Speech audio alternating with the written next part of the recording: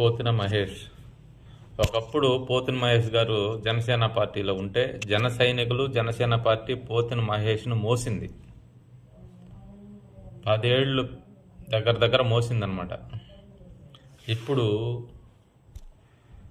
Pothina Mahesh YCP పార్టీని మోస్తున్నాడు. కామ్గుంటే ఏమైపోద్దో అనేసి ఏదో ఒక కార్యక్రమాల్లో పాల్గొంటా ఏదో ఒకటి విమర్శిస్తూ ఉంటే జగన్మోహన్ రెడ్డి గారు నాకు ఫ్యూచర్లో ఏదో ఒక పదవి ఒప్పుకోతాడా అనేసి ఆశతోటి